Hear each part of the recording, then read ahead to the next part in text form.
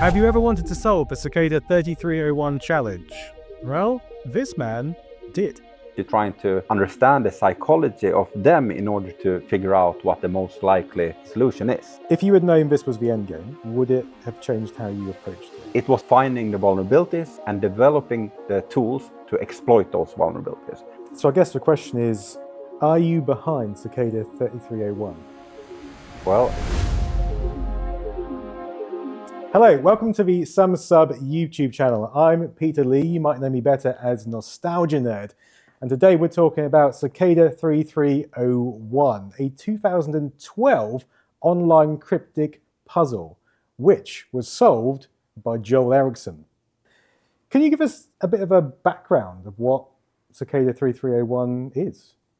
sure. So Cicada 3001 is this mystery puzzle. No one knows who are behind it, and no one knows really what the purpose was with it. But it was a challenge that was released to the internet through this online forum, 4chan.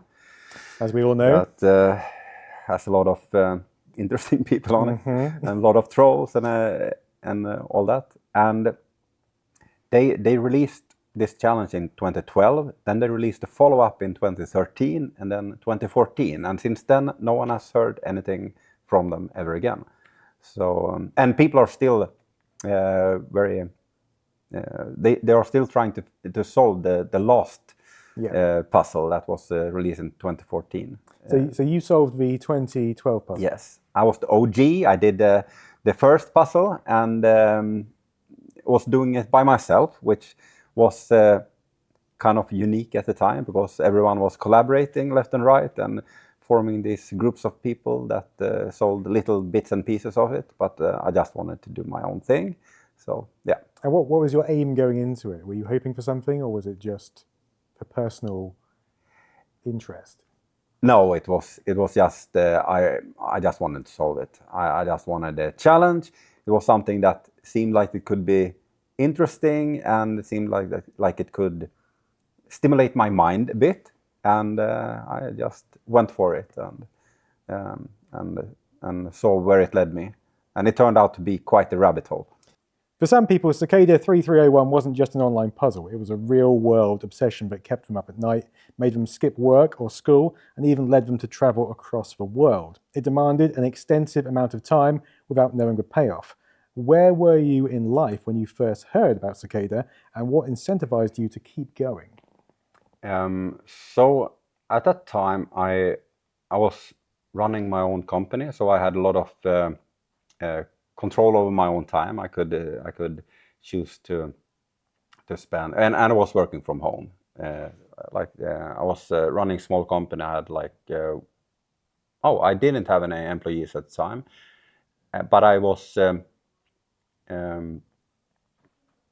I had a lot of free time. I could spend my time on anything that interested me, and I didn't have fixed working hours, and I was spending a lot of time in front of a computer.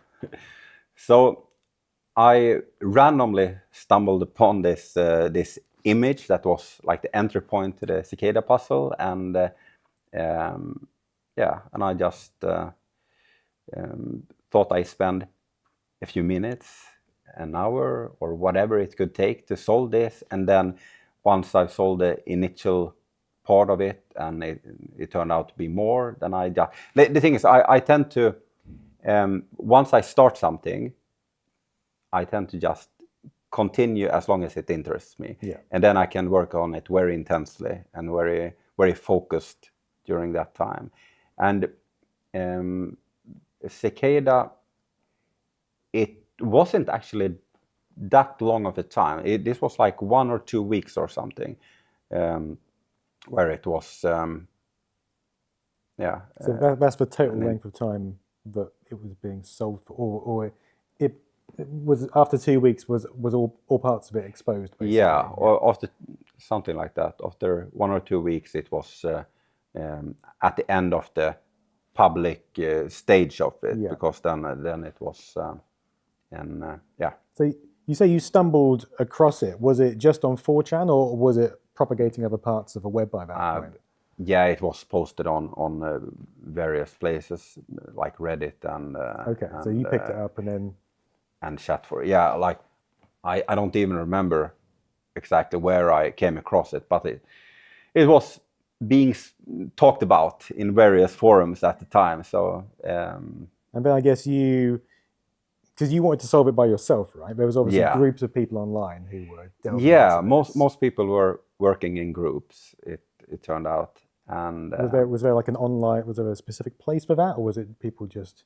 It was a few different places. So there was some IRC channels, like the old school chat thing. And in various of these internet forums and on 4chan obviously, and so the thing is, what I noticed a lot with what people were posting about it was that they, like when it was in the middle of challenge, when it had been like a few different steps, people were posting things that made it evident that they hadn't actually solved it from the beginning. They were just looking at like these pieces, like some individual pieces of it, and did not have the full context, which also made them susceptible to these false clues that people are posting, because it attracted also a lot of trolls that were posting, claiming to be Cicada and posting something, and people were starting to look into this completely random puzzle that was something completely different, or provided some clues that were not really clues. And if you had solved everything, it was very evident that it was not Cicada that was posting these random things, because there was a very clear path from that initial image to everything that Cicada actually posted themselves. And because they included an encryption key, didn't they? So at the second stage after this image, there was actually a Reddit board that they had another kind of hidden message kind of thing that you needed to crack. So there they posted the PGP key, and PGP is encryption software. So what they did was they cryptographically signed all their messages, and what that does is basically that it lets you verify that the message was really sent by people with access to that key. And everything they did from that point on was signed by PGP, so you could verify that it was actually Cicada. Do you think Cicada were intentionally creating other clues to throw people off? Or was this just trolls? No, I think it was just trolls. Okay. I think so, yeah. I guess there's enough trolls to cater for that. Yeah, and especially since it originated at 4chan, which is, that's where it's there's a lot of trolls. Take us back to being midway through the puzzle. What was going through your mind? Who did you think was behind it? And more importantly, who did you hope was behind it? I didn't reflect that much about who was behind it, except in the sense that I thought they seemed interesting. I thought it seemed interesting, the kinds of the perception I got of their thought processes and their minds was interesting. But I was more interested in the puzzles. I just wanted to solve it, And but halfway through, it was the point where they posted the GPS coordinates of like 13 places or something, and to me, I kind of like pure logic, analytical thinking, and I like when it's possible to solve something with your mind alone.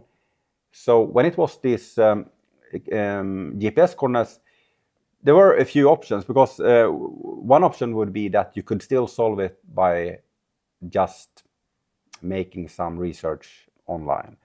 For instance, the Google Maps, Google World, where you have the street photography, and you maybe can find some clues there. And in a lot of like the CTFs, that would probably have been the correct solution in the hacking competition kind of style challenges. In this case, they had put up physical QR code posters at these locations, and the thing is, it could still have been solved by pure online without traveling there, because you could hire someone over Fiverr to go look at this location. Like just find someone that is close to one of these locations, and then. But it bothered me a little bit because it deviated from the pure logical, analytical kind of way that these challenges had progressed so far. So what was a relief to me was that where these GPS coordinates had been posted, it started a countdown that you didn't know what the countdown was about, but at some point they started a countdown there that was like a few days. Once that countdown had ended, the page turned blank. And what I discovered, and I don't know anyone else that discovered it, I didn't see anyone else talking about it, but I discovered it wasn't really completely blank. There was tabs and spaces, and that was a binary code. And that was just when you decoded that as ones and zeros, and then taking 8 ones and zeros, making that a byte, which you can turn into a letter or a number, like a character. Then you would get one of the messages that you could get by scanning one of the QR codes. And at these 12 or 13 locations, there were 2 QR codes that were used, and each led to a different puzzle, different message. And then that puzzle, when solved, would lead to the same Tor site, like a dark web site. And by that time, by the time this countdown had ended, I had access to both of the challenges that you would get when scanning this QR code, because people were talking about it online. But I didn't want to solve the one that I wasn't able to get by following the pure path, which was decoding this message that I got after the countdown. So I wanted to solve that one. It turned out that that version of the puzzle, I don't know if anyone solved it. It was very. I think I knew what text it was supposed. Okay, so that challenge was a small text that was a hint towards what other text to use in order to combine with a book code, which is like you have line colon column or something. So you can use that in order to decode the real message from that other text. And this is a book. Does this book have a floppy disk in it? Is that the one? Or is this a different?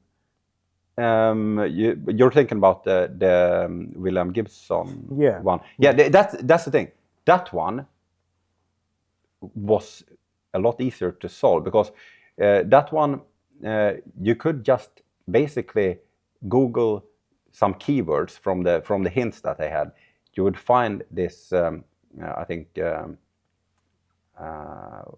Agrippa or something it was called. It was a text by William Gibson, and then the version of because the thing is, when it comes to decoding a book code with this line colon column kind of thing, it's important to find the right version of the text.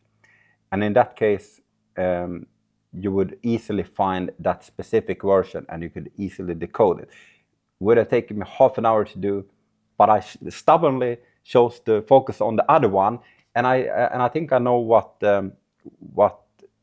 book or text it was referring to, but I didn't find a version of it that made where I could decode it in a way that made sense. And I don't know anyone else that did either. So Okay. So which was the right route to take then? I mean, was it, because were you concerned that the real life thing would reveal your actual who you were, and deviating from the online world would reveal stuff? Was there like a path which they intended you to go down properly? Well, I mean, in retrospect, it would have been made more sense for me to just try to solve both puzzles and accept that it deviated from the pure path that I was stubbornly trying to take. But anyway, so since people were working in groups at this time, there was some places where people were cooperating, 20 people, 50 people, and once they've sold it, everyone was going to, because the dark web site that would be the next step. They had like enter your email or something, so you could register that you sold it, then you enter your email, then they will consider you for the part that was secret. This is the bit where only a limited number of people were allowed in. Yeah, exactly. So what ended up happening is that once one of these groups had sold this, 50 people all register at once, and then they close it down. So I didn't end up solving it in time to register, because it had been flooded with solvers already. So yeah, I wonder how many of those actually solved it and how many jumped on the bandwagon. It's hard to tell. Well, I think various groups sold it, but I don't think there were many that sold it by themselves. No. So so if a group solves it, I guess it's been a mad rush to put your email address in and then get through. Yeah. So was that the end then for your journey? That was the end for me. They had another challenge next year, but I looked at a little bit of it, but I was traveling and I didn't. Yeah. And for me, it was kind of a disappointment where I didn't proceed to that part of the first challenge. So and no one kind of knows what happened after that. Well, some people have talked about it. Obviously, you can't really verify it since that part was not public, but it seems quite credible what people have been saying. So basically, after that point, there was like a small chat group over Tor, over the dark web, so that people can talk anonymously. And they were given some tasks in order to develop some software for basically privacy, cryptography related things. Okay. In the past, you were quoted as disclosing the reason why you weren't able to discover who was behind Cicada 3301 after being sent to an address on the Tor network, followed by a series of telephone polls across the world. Solvers, including yourself, therefore had to rely on helping others to progress. However, despite reaching the final location, you were left with a disappointed note from Cicada banning collaboration between participants. When people were starting to collaborate a lot, they had a message that they were seeking the leaders and not the followers, or something like that. Yeah. Something along those lines. So they wanted people who were solving it by themselves, like you were, but yeah, that's quite hard to, unless someone's doing it, I guess, in complete secrecy and jumping on there first. It's a bit hard to. Yeah, I think the only way that you can't really, even in like the hacking competitions, it's also like where you you're supposed to only have a team that is on site and that is limited in size, but you can't really verify that people are not collaborating with people outside. And the same here, like unless you lock people in a room and they don't have any phones or other communication devices, and here, solve this, then yeah, obviously people can collaborate. Maybe that was the next part of the puzzle. Maybe they took those people, chucked them in a room, and then made them do further puzzles in isolation. Yeah. So a leaked email described Cicada's mission centered on the belief that tyranny and oppression of any kind must end. Censorship is wrong and privacy is an inalienable right. Why do you think the skills Cicada demanded, such as cryptography, number theory, philosophy, esoteric knowledge, computer programming, and even literature, were necessary for that mission? Well, I think that they were looking for people that had both technical knowledge that was relevant, interest in cryptography, privacy, and things like that, and also that were ideologically aligned with whatever their mission was. So I think they were looking for people that had certain traits and certain knowledge, and I think they were trying to find people that could help the cause of people being able to communicate privately and anonymously and in a secure manner. And I think they wanted to find people that were willing, because obviously you need to spend a lot of time in order to get to that point. Yeah. So they wanted to find people that were willing to spend that time for not because they get paid for it, but because they believe in something. So I think they had that kind of mission. So you don't think this was like a Men in Black conspiracy with the government recruiting people to do some nefarious task, or? No, for a few different reasons. I don't think, because there was a lot of conspiracy theories about Cicada, or there still are a number of conspiracy theories about Cicada, about it being the CIA and NSA government, or even like terrorist organizations or whatever, But I think that's highly unlikely, partially because most governments don't want you to be able to communicate all that anonymously, and also when it comes to like the references that were a bit on the occult, esoteric side, and it points to some. First of all, I think it's. I don't think Cicada is a large group. I think it's like 1 or 2 or 3, like maximum individuals, and I think if there were more than one individual behind it, I think there was still like one mastermind, and that's the person that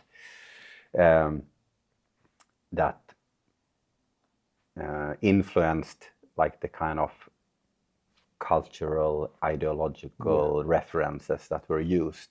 And I really think it points really to a particular type of mind. And do you think they were doing this for entertainment then, or do you? No, I think they wanted to find someone that could assist them in their cause. And their cause, well, like there's something called the crypto-anarchy movement, which is about cryptography and anarchy in the sense that, like, old school hacker philosophy, like information wants to be free, and people should have the freedom to communicate privately, and to keep their things secret. Yeah. And so values that the internet was kind of founded on. Basically. Yeah, exactly. And then so I think they were very driven by that. Okay. And they wanted to find other people that could collaborate with them in order to develop software and things that were along those lines. I guess if it was one person, then 2012 would be kind of the time when you could pull that off of one person, because you could use like Amazon's Mechanical Turk, you could recruit people around the world using Fiverr. So I mean, I think you can still do it. But I mean, that's kind of like the first time when it would be easy to start doing that sort of thing. Yeah, true. So yeah, I guess it's quite hard to narrow down who was behind it. If you had known this was the end game from the start, would it have changed how you approached it? If you'd known where you ended up? Not really. No? No, I still would have wanted to go down the rabbit hole and solve the challenges. Because for me, it was always just about, I wanted to solve it. It wasn't that much about whatever it led to, I guess that's the kind of people they're probably looking to recruit, people who were like passionate about solving these puzzles. but on the other hand, I would probably not have spent a lot of time in developing that software. Because once I solved it, the fun's gone. I'm done, and I have other things to do. It's like, thank you, that was great. Move on. Yeah, I understand that. Cicada 3301 positioned itself as anti-censorship, pro-privacy, and a champion of free information. But at the same time, they asked solvers not to share clues with anyone. They also maintained that no illegal activity was involved. But if you think about privacy or free information transfer, that often clashes with the law. How do you make sense of these contradictions? Well, first of all, I think they were more focused on ethics and their own sense of morality than what the law says. So I think they were caring quite a lot about that part. And I think there's a lot of things that can be used in both good and bad ways. And when it comes to methods of communicating privately and securely and anonymously, that can obviously be used in for both good and bad ways. But I think when you remove the ability for people to communicate without being monitored, without being intercepted, I think that leads to more bad things than good ones. I would say that from the way that I perceive Cicada's cause, I'm quite on their side of it, quite aligned with most of their mindset and approach to things. So they have a very, I don't want to say extreme, but they have a very like distilled, pure view of how they want things.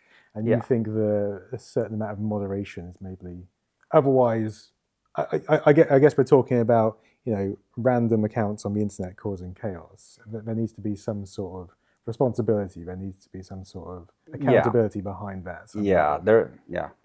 No, there's obviously a lot of problems with people being able to do whatever they want and not be held accountable for it. But I think you need to try to deal with that in other ways than to restrict the ability for people to have private communication. I guess context. Because the flip side of it is, if you are monitoring what everyone says, like if you trust whoever is in power today, do you trust whoever is in power tomorrow? I mean, that can change. I mean, look at the world around us. There's a lot of things going on. There's a lot of power shifts, and you might not agree with everyone who is in power right Correct. now. I mean, everyone's an individual as well. And I mean, certain people might be trustworthy, others perhaps not. So for me, it's like power corrupts. Absolute power corrupts absolutely, and I think that having the power to monitor everyone, I think that's too much power, and I think it can and will be abused. So I think that it's very important that people will be able to communicate privately and to keep whatever they want to keep private. I think they should be able to. Do you think in the same way that power corrupts, that absolute anonymity also corrupts? It unfortunately it can, yeah. So, yeah, it's I guess when there's people are free to do what they want, and then yeah, most people you can probably trust with that, but there will always be some people who will abuse the situation. yeah. But I think you need to deal with it in other ways. As I come from the cybersecurity sector, for me it's all about limiting the damage that can be done, even if you can't stop someone from trying to do something bad, but you need to try to deal with, because you can never, unless you are going into this kind of surveillance society, that you need to accept that people will be able to do bad things, but you need to try to limit the damage they can do, and you need to try to deal with it in other ways than to restrict people's freedom and privacy. Is there another way to do that? Is there like a straightforward solution, or There's no straightforward solutions for sure, and especially now, since also like the last few years, AI has become quite capable, and the ability to spread misinformation and to influence people globally, that at a scale that couldn't be done before, with less resources than you would have needed before. Yeah, the world is getting quite scary when it comes to what can be done. But the thing is, you need to use that technology in order to try to fight against the bad parts of it as well. So, yeah, but there's no easy solutions, for sure. So Cicada 3301 was built around the vision of privacy, security, and internet freedom. That mission feels especially urgent today, as online life becomes increasingly monitored and regulated. From your perspective, what do you think is the most pressing threat to civil liberties online right now? Well, what I think is really scary is that, so I think EU was recently voting for this chat law where they would need to be able to intercept WhatsApp messages and all these other like secure messengers, and I think that will lead to a lot more bad things than good things. The thing when it comes to any kind of like centralized systems for monitoring and intercepting messages and communication, that becomes a prime target for attack as well. So if you introduce this kind of system, that system will be hacked as well, and it will be targeted by other nations and other cybercrime organizations or whatever. But mostly it's the nation state kind of thing. So if EU is introducing a way where they can intercept communication in EU, then China, Russia, whatever will be attacking that system, and they will at some point succeed. I guess life finds a way as well. So if you remove some form of communication, people will go to fringe methods and they'll use other ways to do stuff. Yeah, for sure. But you are making it difficult enough for regular people to lose their privacy, and for the people that really want to do bad things, they can still work around it. Exactly. Yeah. So you don't really accomplish much. No. You just introduce a big vulnerability in the system that can be abused and that will be abused. Yeah.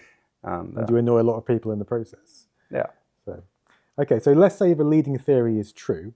If the whole point of Cicada was to create a more private and secure internet, what has been its greatest contribution to that mission so far? I'm not sure if it really led to much, to be honest. But I think it was good in the sense that it created some publicity and attention. People that might not have been looking into this stuff at all might have gotten interested in it a bit. Okay. So. So Cicada 3301 thrived on human ingenuity, persistence, and creativity. Let's say a new Cicada-style puzzle drops tomorrow. Would it work today? And if not, why not? I think it might. Yeah. Yeah. I've been curious about starting something myself. Okay. Okay. No, I think it could work, but I think you need to do something new, something that wasn't done before. Is there any sort of technologies that have been created since then which would be helpful in that? I guess AI is kind of like the main one. Yeah, I mean that has changed things quite dramatically. I mean nowadays AI is used for a lot of the security stuff as well. It's still very limited in doing advanced things, but it can still speed up the process because it can do the basic things much faster, and you can scale it. Yeah. So and actually right now there's these bug bounty programs where companies are telling hackers, or like the white hat hackers, the people that are doing it legally For good. Yeah. for good, they are telling them, okay, come hack us, and if you manage to do it, tell us how you did it, and you will get a reward. So there's a lot of this bug bounty stuff. The number one person, the one on top of the leaderboard of one of these bug bounty, the large bug bounty services, HackerOne, is a company that develops AI in order to solve these bug bounties automatically. Okay. So do you think AI would be able to have solved the original puzzle? I think so. Yeah? Yeah, I think so. Do you think it Well, I think so with if you're making like this agentic framework where you give it access to certain tools and you give it the right prompts and you give it the right kind of agentic loop where it can iterate. Yeah, I think so. But I guess it's hard because it's not just pasting into ChatGPT and here's the solution. But I think building this this scaffolding around it with the right tools and stuff, I think it could be done. okay. If Cicada 3301 dropped in 2025, how do you think AI would change the game? Which puzzles would AI solve easily, and which puzzles would still withstand AI? Do you think it would be able to just go through all of them? Well, I guess if in hindsight it would, because it's got all the knowledge now. But yeah. Well, obviously, if it would be the original style of puzzles, yeah, I think it would solve it without that much issues. But the thing is, the things that the AI is still challenging for AI is when it's too complex. There's like the level of complexity that it can deal with is still sort of limited. It might be more. It might be higher level of complexity than most people can deal with, yes. but it's still you find a ceiling where it just breaks down and makes all kinds of mistakes that are really dumb, and I think that there's a ceiling of the complexity level, and I think also. Yeah, obviously there's some elements of human creativity that is hard to replicate with AI. But I think the thing is, I think we will get there. I think AI will surpass human level. Yeah, I guess it's just a matter of time. It'd be difficult for it to go out to Paris and find the QR code on a lamppost. But it could hire someone over Fiverr to do it. True. Yes. Yeah. So I wouldn't. So that's the thing. If you give it access to the right tools, I think it can as long as the correct APIs are there, yeah, it's good to go. Yeah, or just the command line and ability to write programs. Yeah. So yeah, like a vibe coding, I guess. Yeah. So do you think conversely that it would be able to create a puzzle that complex? if it can solve it, could it create it? Yeah, but I think that might even be more challenging, because the problem with creating one is AI is always converging into these known things. It's unless you are the user that is providing it with context, with input, is steering it somehow to diverge from the obvious known things. Yeah. So I think AI would be better at solving puzzles than creating them when it comes to creating the really difficult puzzles, and the really and the puzzles that are difficult for both AI and people to solve. Yeah. How do you feel about the myth and lore that grew around Cicada compared to your first-hand experience? Well, I just think there's so much of the conspiracy stuff related to Cicada. Do you think the internet and the media get the truth and reports of events accurately, or is there more story to reveal? Well, to me, since I always look at the detail level and the technical level, there is always things that are misrepresented and that are Dumbed down. Yeah, and or just portrayed in a different way than the way I would describe it, or that I experienced it when I went down the rabbit hole myself, but yeah. Because they came back twice, right? They came, was it 2 more I puzzles? think 3 times. 3 times? Yeah, I think 3 times. And it was the So same... I think it was, I think it was, the last thing they released was 2014. And I have a sense that the person that created it originally, I don't think they are around anymore. Okay. That's the feeling I get. You think they've I think that might be the case. Okay. And I think that's why nothing happened after that. Which would suggest it was one person, if that's the case. Or at least one that was the main person or mastermind behind it. Unless I guess that they found all that they needed to do and their job was done. But I doubt it. Okay.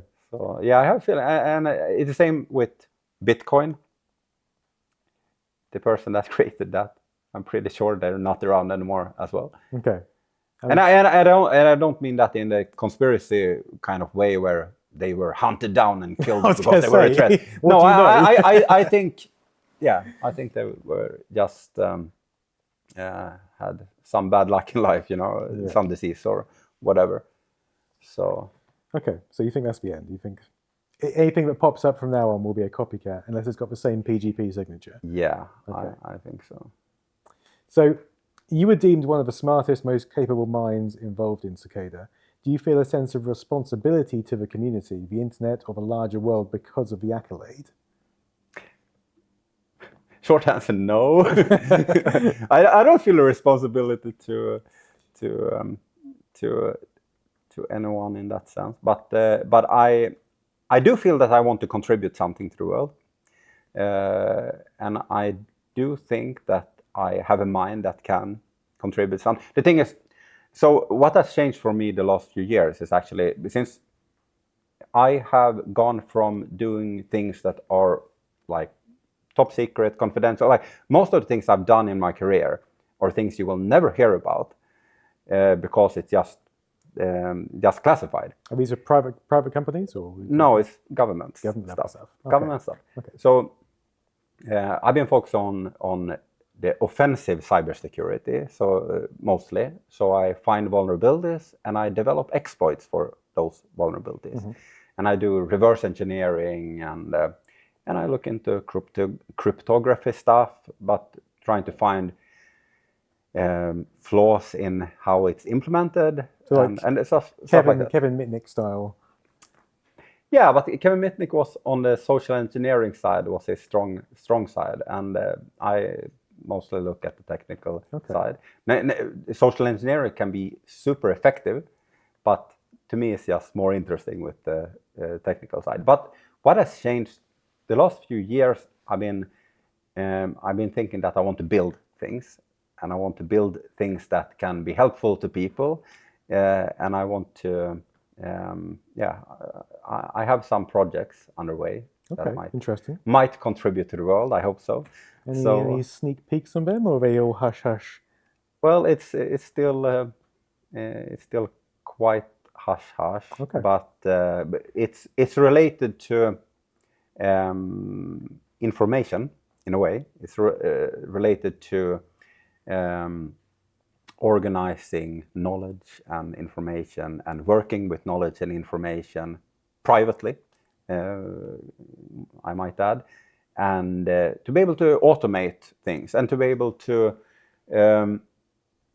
own your own information, because you use like a lot of cloud services, and the cloud services own your data, and if they choose to shut down, you don't have access to that data, or you can't use it in the same way. So I want to build something where it basically grabs all the data from all your services and all your social media and you get it into your private kind of data silo, and where you can create the user interfaces that you want to use in order to interact with it, and you can connect things, you can set up flows about when this comes in, it does this, and you can have your contact John, for instance, that you have SMS, you have email, you have him on LinkedIn or Twitter, or Facebook, whatever. That would be flowing into this system in your own private system as one entity, and you can interact with it as one entity, instead of trying to figure out which of these 10 different communication mediums that they sent a message through. And taking control of your data. Taking control of your data. Being able to manipulate it. Yeah, and also fit. When it comes to AI, there's a lot of things you can do with open source models if you have the hardware in order to run them on your own computer. And I want to make it easier to run these self-hosted private models as well, and to use them in order to create automations and things like that with your own data. Makes it more secure, I guess. If you've got any self-contained AI running your house, that's far more less susceptible to happen. And also, since now quantum computers are getting closer to being practical, the thing is, there's a lot of advances in quantum computing, and what quantum computers will be able to do once they have scaled enough and once they have enough reliability with the qubits, the quantum bits that can have not only 1 and 0 but also an undetermined state. So they will be able to crack some of today's encryption, not all. And this is something that people get wrong all the time. People think, oh, quantum computers will be able to break all encryption, and that's not the case. But it will be able to crack some of the most important ones when it comes to establishing keys for communication. So there's an algorithm called RSA, and there's a Diffie-Hellman, an elliptic curve Diffie-Hellman, and those are used for almost all the key exchange protocols, where you establish a secret key that is then used to encrypt the underlying traffic. And what governments are doing right now, they are collecting encrypted traffic that they can't decrypt right now, but that they will be able to decrypt later. I see. Yeah. So and it's called like harvest now, decrypt later, and it's been going on for quite some time. And being able to use a post-quantum safe encryption is quite important. And that's also part of what I'm building. And I'm building it in a way where you can have peer-to-peer communication. Because I also, I'm building it so that there will be some centralized servers that can mediate communication, but they won't be able to intercept it. Okay. And that's by design. So yeah, I'm working on something that could actually be quite along the lines of the ideology of Cicada. Ironically. Yeah. So yeah. Maybe you were recruited. Maybe this is all, a ruse. You never know. You never know. So we spoke briefly about your work and experience. How has your skill set been translated into helping to solve this puzzle? Well, I could use some of the technical ability. I did a bit of programming in order to solve some of these things a bit easier. But most of it was just applying logical and analytical thinking. So, but I use that all the time in my work, for sure. But a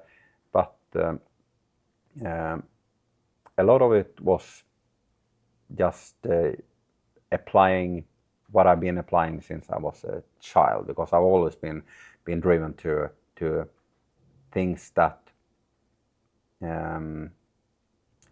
where I need to understand things, where I need to figure out how things work, and in this case, it's not only about solving the technical things, it's also about trying to read the mind of whoever created this, because you're trying to understand the psychology of them in order to figure out what the most likely path to descend down towards the solution is.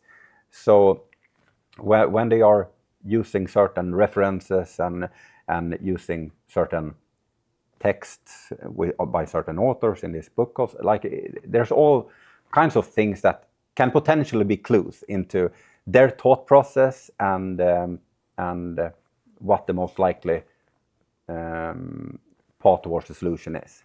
What are you most proud of accomplishing with these skills? Do you have something in particular? Well, the things I would be most proud of are probably things that are secret. But when it comes to the things I've done in public, well, I think the CTFs are kind of cool, the hacking competition stuff, and also some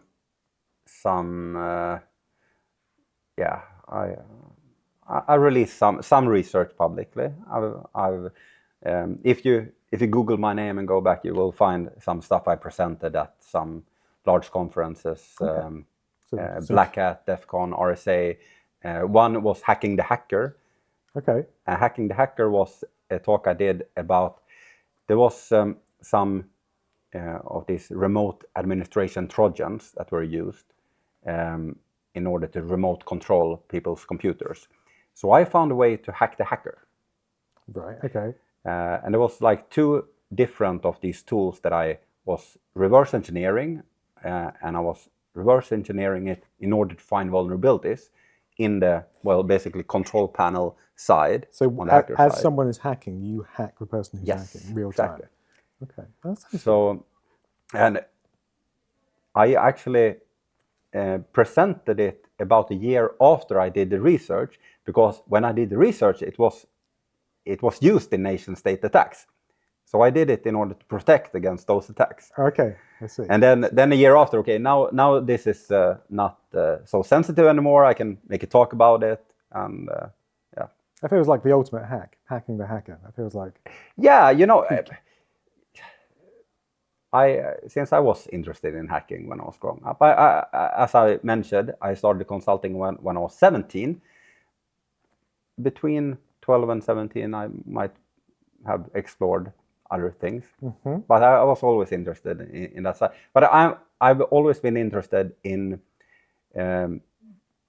just for the challenge, for learning, never for destruction, well, what I do for work, I definitely do for profit as well. But what I do strictly for learning, then profit is not not a factor at all. So I was exploring a lot when I was a kid. That makes sense. Yeah, in a very non-destructive way. Do you think that your original Commodore 64 kind of opened up this gateway? Do you think that kind of nurtured your creative? Well, it was the spark was born before, but that gave me the tool I needed in order to continue down that path and learn more and explore more. And yeah, no, the Commodore 64 was great as a. I have interest. What did you go on to after the Commodore 64? Amiga 1200. Oh, very nice. Okay. Yeah. Was that connected up to the internet, or did you just use it as a solo? Yeah. Okay. I got my first modem connection to the Amiga, and then I was learning a lot about Unix-based systems. Okay. Because back then there were a lot of different systems. Yeah. And now it's just you have Windows, you have Mac OS, you have Linux, and both Mac OS and Linux are Unix based. But back then there was 15, 20, 30 different types of Unix based systems. But it was very difficult to, as a kid, to be able to learn about those. Yep. It's not. But, the knowledge wasn't very forthcoming. Back then. So, but life finds a way. Yeah. So I was learning a lot. Yeah, Jurassic Park, they actually used Unix, didn't they? A version of it, funnily enough. Were you on bulletin board systems then, or just? Yeah. That's how I started. Yeah. The BBS. Yeah. So scrounging whatever things you could find on. Yeah. Were you talking to other people in the hacking community then? Or? Yeah, I tried. There was some. Back then, there usually was like a section of the bulletin board systems that was hacking, freaking, anarchy, HPA, and sometimes it was hacking, HPAV, hacking, freaking, anarchy, and virus. And virus, in the sense, computer virus that were self-replicating. It were like technical marvels. Mm-hmm. From that standpoint, it was interesting. But for me, just the hacking part has always been interesting. For any kids out there, bulletin boards were a kind of pre-internet where you connected up to individual computers. But it was kind of like the birth, wasn't it, of the internet? It was... Yeah, well, internet sort of existed back then, but it was only between universities and the military stuff. I mean, internet was born as a military project, DARPA. Yes. Yeah. Yeah. So I guess the question is, are you behind Cicada 3301? Well, people have had suspicions about that, but no, I'm not. But I have been interested in making something similar by my own. Okay, so a modern day interpretation. Exactly. And in that case, I would also be doing it anonymously. Uh-huh. Which begs the question that you could have done the original. See, I'm not convinced, but we'll leave it. We'll leave it. Technically, I could have. Yeah.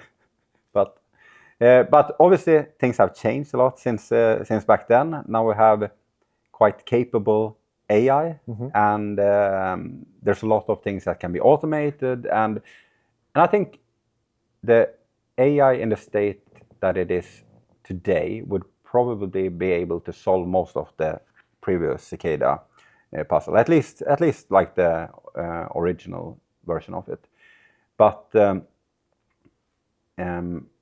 would you use it if you created something? Would you use it as part? Well, I would not use it to create it, but I would use AI to test if AI could solve it, because obviously I want to make something that still requires a human mind to solve. But I'm not against using AI as a tool, and I think it's unavoidable. I mean, people will use AI, and they should. I mean, it's a skill in itself to be able to use AI to leverage yourself, basically.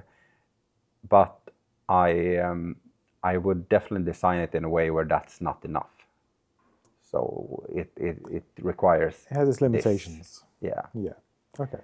Yeah. AI is like when the level of so far. I mean, it's improving all the time. But so far, at a certain level of complexity, AI is currently usually breaking down. It's not performing that well.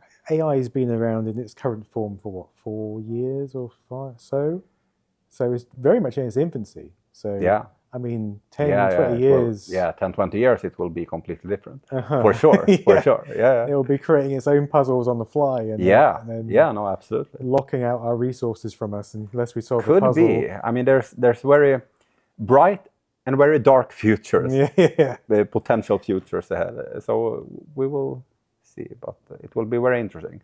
I've actually been pivoting a bit from my area of cybersecurity into looking more and more into AI, and especially using AI. But and I'm also interested in using AI, being able to use AI without being dependent on these cloud services and being able to own your own data, own your own AI, and run it on your own hardware. This is a personal project, which is off the back of all this, I guess. This is a route you've gone down, and that was so about controlling your own data, basically. Yeah, absolutely. And that's something you believe in strongly. Yeah. Okay. So with people more tech savvy than ever, we've got Gen X, iPad, people watching Mr. Beast, Squid Games. Do you anticipate a resurgence in these types of puzzles?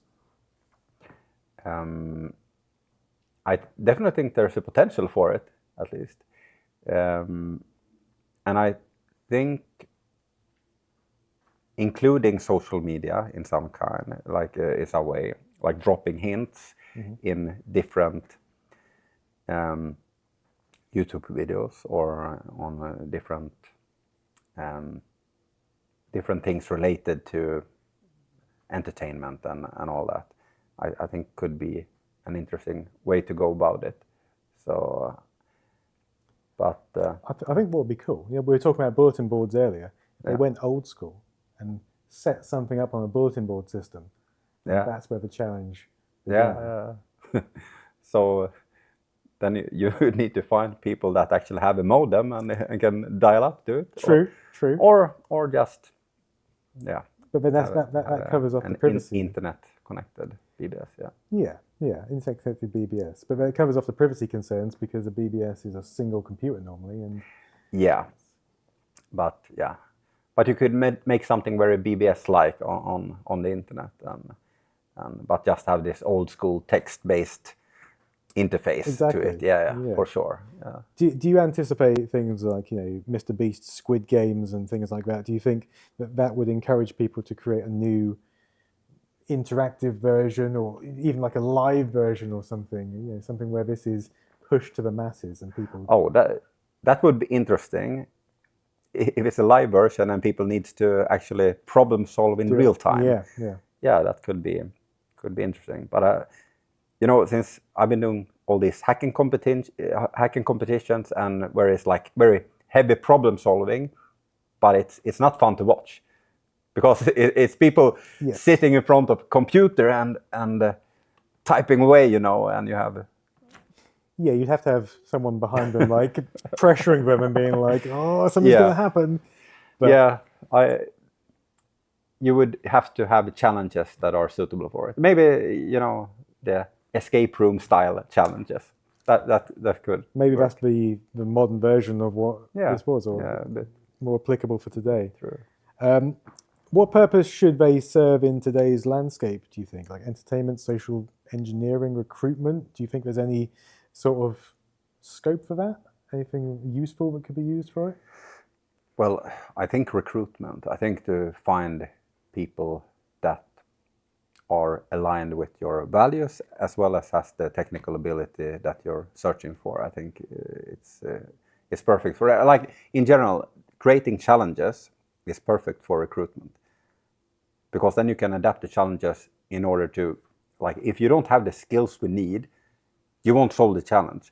And if you also introduce elements that are aligned to whatever value system you have into the challenge, you can find someone that is a fit in that regard as well. So because I think MI5 and the CIA have done this, haven't they? They've recruited via this method. well, they have definitely released puzzles, and they have been like, if you solve the puzzles, then you can apply for a job and stuff like that. But it's been public. It's been not a secret kind, as far as we know. Which isn't quite as interesting, isn't it? It hasn't got the No, lower yeah. mystery. I think one of the elements that brought attention to Cicada is really the mystery behind it. Yeah. That no one knows who's behind it, and no one knows, at least upfront, about what the purpose is. So That's why we're still here today, discussing it. Yeah. So you mentioned earlier about the fact that this puzzle is part of like your growth and your mental expansion in a way. Yeah. If this kind of happened today and someone wanted to get involved in it, what advice would you give them? Well, one of the main pieces of advice when it comes to problem solving in general is to not give up, because a lot of people they look at something that seems complicated, seems like above some threshold of complexity that they feel comfortable with, and I would just suggest that they should not give up when they come to that point. They should believe in themselves, should believe in their own abilities, because I think that's one of my main strengths, because I always believed in the fact that I can solve anything, I can do anything. And when you have that mindset, even if something is above your level at first, but when you keep at it and you keep trying different things and trying to find the information that you might be lacking at the moment, and try to gradually get to the level of understanding you need in order to at least start solving it, then you will evolve. You will literally, I'm Swedish, so just bear with me. Literally, your mind will expand. You will become better and better at solving things. You will become better and better at learning and the whole process of learning itself. Just be very confident in your own ability to actually solve something and to understand something. And also, one really important part is never settle with the surface level understanding where you're, okay, I sort of get this. No, always go to the bottom, to the most fundamental pieces, and try to really spend time understanding to the level where you have an intuitive level of understanding of the fundamentals, and build from that. Make sure that you understand every step along the way, and every time you find that there's some gap, that okay, I know I should go from here to there, but you don't fully understand it, there's some friction, don't just accept that and move on. Okay, let's ignore that for now. No, every time you get that nagging feel that there's something that you don't fully understand, spend the time you need in order to do your research, do your experiments, do whatever, try to think about it in different ways, try to build up mental models, and really fill those gaps. Because I don't consider myself a fast learner, for instance. I'm quite slow in the beginning, but once I get past this threshold, then suddenly I just go much faster than most of the people I see around me. And it's been like that since I was a child. It's because I need to understand everything. I don't accept the gaps in knowledge, and that takes time. Because then I ask questions, I go deeper. I ask questions, I go deeper, but then I build up the full picture of things. And I never accept here's a recipe for how to do things. Here's the steps you should follow in order to solve this or in order to do this. I always try to find a better way, and I also try to find a way myself instead of just following the step-by-step process. And I think that's how your brain evolves. And I think that's how your ability to solve problems evolves. And I think one of the real keys is to never give up, never accept defeat. Yeah, that's really good advice. I guess to kind of believe in yourself enough to understand the fundamentals, to keep persisting and to go down that rabbit hole. Yeah. Okay, sadly, that's all we've got time for today, but thank you very much to Joel for joining us. Having heard it from the man himself, do you think you've got what it takes to complete Cicada 3301? You've been watching Sumsub. I've been Peter Leigh, aka Nostalgia Nerd. Until next time, toodaloo.